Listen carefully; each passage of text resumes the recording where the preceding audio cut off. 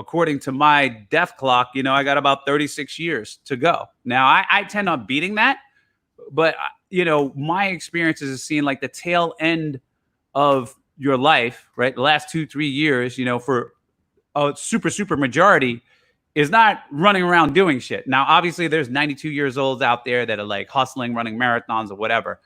I'm not going to be delusional and thinking I'm in that set, right? Most of the people are just kind of hanging out, watching Jeopardy, having grandkids coming over, reminiscing about the old days.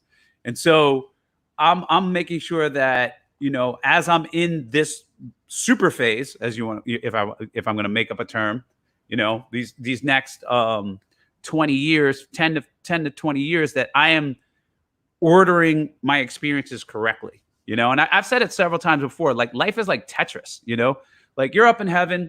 God's like, you're going to get this many resources, you know what I mean? And while you're on earth, right?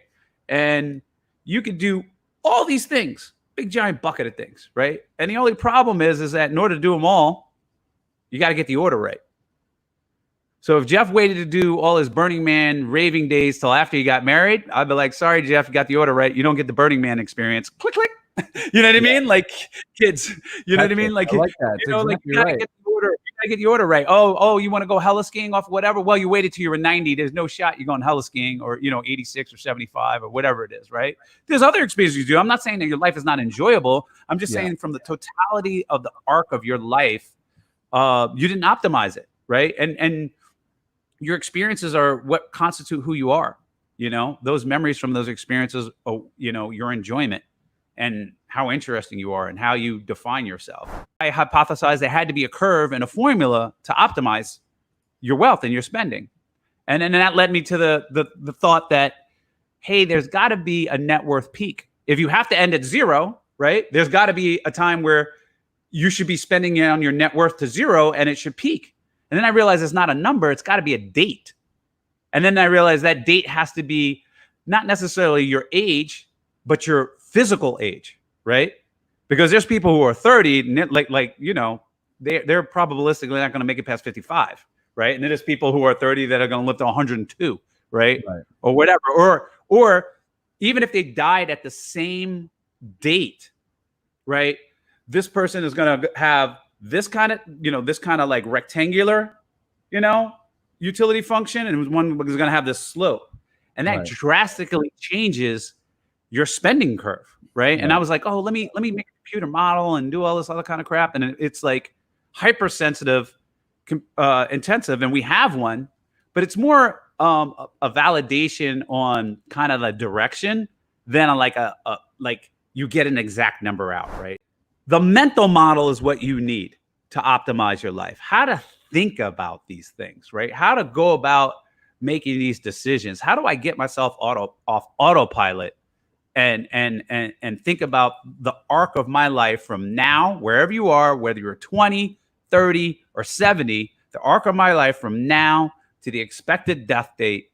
How am I going to break down each period and what experiences do I want to get out of them? Once you start identifying that, you don't need a model. You know, I mean, if in theory, if you know, like, hey, I want to go skiing 10 times in my 50s, and I want to go to opera, and I want to play chess in the 70s or whatever, you know how much money to spend in which period. You don't need my stupid model. You know what I mean? It's tailored to your wants. You know, it's also interesting to think about. I say model because it's a computer program and you're putting all this information in. It's whatever. Your brain. You got a very powerful computer in your brain, and all you need is a framework of how to think about things, and then you go. What was going through your mind? It's so funny. Like I've been in like look at Liv. Way bigger spots. Like, yeah, people are high tension, man. This is as good. This is exciting. Yeah. It was definitely, my heart is like cacao. And like I've been in bigger spots monetarily for sure, and been like whatever, you know, and lost whatever. But for wherever it is, like the drama, the fact that I have backers, you know, it's a big event. I really ego-wise want to get to the final table. I had doubters, you know what I mean? Bought, you know, people selling me at 90 and 80 cents before the tournament, you know, shit like that. Like you just want to win. Like you just want to win in your head. And, you know, I think it's some sort of psychological effect where like, you just think the shit's going to go wrong, right? To try and prepare you if things going to go wrong, right? You like figure, oh, okay, you know, I always get sucked out on or whatever. Like you just have this like impending car crash kind of feeling coming. And then, you know, next thing you know, on the turn, he picks up all these goddamn draws, and I'm like, shh. I was like, in my head, I'm going, always me. I'm lucky in everything in life except the, you know, I've been with zero or negative. I've been negative. You know what I mean? Not zero, but like Owen Katz 40K. You know what I mean? And you know, I survived, and I thrived, and I had great times, and I live in, you know, I'm like, I'll be grateful. Is it worse off? Objectively, yes. Will I be okay and thankful for what I got? Yes. And so, you know, I decided to get in the ring, and if I'm going to get punched in the face, I'm going to get punched in the face. I know I'm going to get punched in the face. Like, why am I getting upset because I'm getting punched in the face, or I get knocked down? You know what I mean? Like, we all get knocked down, and sometimes you can even come back and fight when you get knocked out. Like, but I don't want to get knocked out. You know what I mean? Like, just and so couple taps. I'm in there. You know, I've decided to take this, and if I don't have the attitude, right, then I need to stop, and I will stop. But that's part of it, and that's part of life. Like, you don't like the bad shit that happens to your life, you don't get to control. Like, that's the bargain of life. Like, bad shit will happen to you. It's gonna happen to me, happen to you. You know, your dad. You know, if the natural order of life happens, your dad dies, this happens, somebody breaks your heart, somebody lies to you, somebody cheats you, somebody you trusted disappoints you. You know what I mean? This bad thing happens, that bad thing. You don't get to control that. Okay. So fucking stop trying to control it. What you get to control is how you react to it. Yeah. It's not about what happens, how you react, because shit happens. It's the only thing you get to control is how you react to it. Right.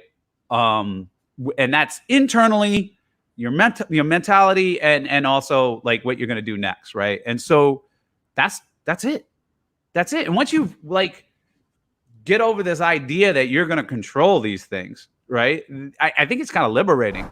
When I get to like this level of wealth, and this is where I'm at in my life, people are like, oh, that's easy for you to say. You have this, that, one, the other thing. And I was like, dude, I was busted, and I did that. And as a matter of fact, I see people really fucking living life, having these adventures, doing things on like little to no money, right? Like literally, like you could panhandle and get the type of money that I had in a day and then go in an adventure. And so we had this thing called the coin flip trip where, yes, they could flip a coin and they would live like a normal vacationer or somebody with money, $500 a day, right? Or a person, or they would have $50 a day, right?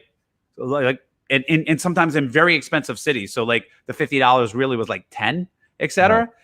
And you know, you see their adventures and see them trying to like, you know, they meet people and they were couch surfers, and they would actually have, what they told me is like, we had more interesting and better experiences when we had less money. A 5-day-a-week workout, if you don't work out, $100 a penny, you know, for each one you don't do it. Just an hour. It's got to be a legitimate workout, not just me on my phone in the gym like I like to do sometimes. You know what I mean? And so that's one. It's a small one, but it's definitely enough staying. I have a bad habit. It's kind of nasty with Lara, that every time I don't brush my teeth at night, it's $500. So if I just crash to bed without brushing my teeth, $500. Okay. I have a no texting and driving. People are like, what? You don't brush your teeth? Sometimes, you know, you don't do it. And she's like, you got to pay for that. You got to pay. She's like, you got to pay for that one. So we have a both ways, either one. Like if you just like, oh, I'm too tired or whatever, you know what I mean? That happens. I got also a $500 per time, per incident, no texting bet with Antonio. Mm-hmm. No texting and driving. Yeah, I think stoicism is the key. The ability to control your emotions is and be balanced. I think I used to think it's like, oh, you gotta be smartest guy in the room, you gotta be whatever, and blah blah blah. And I have people who maybe, you know,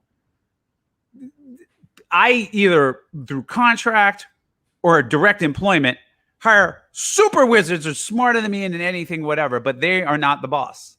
And then so I think it's like that ability to manage your emotions and that ability to take risk. To be like, I am willing to take risk.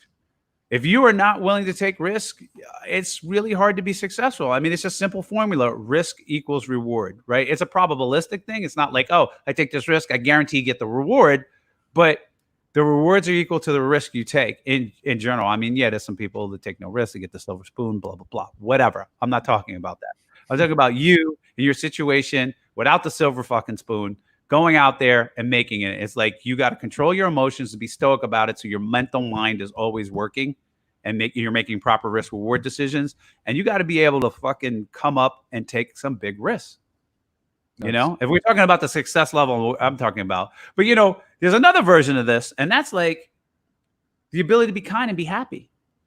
Because success is like your happiness, your ride, right? And so you got to be able to, sometimes that's an emotional risk. Like say, I love you first, be forgiving and have the courage. That's a risk. You know what I mean? Taking that risk, that courage and opening up your heart.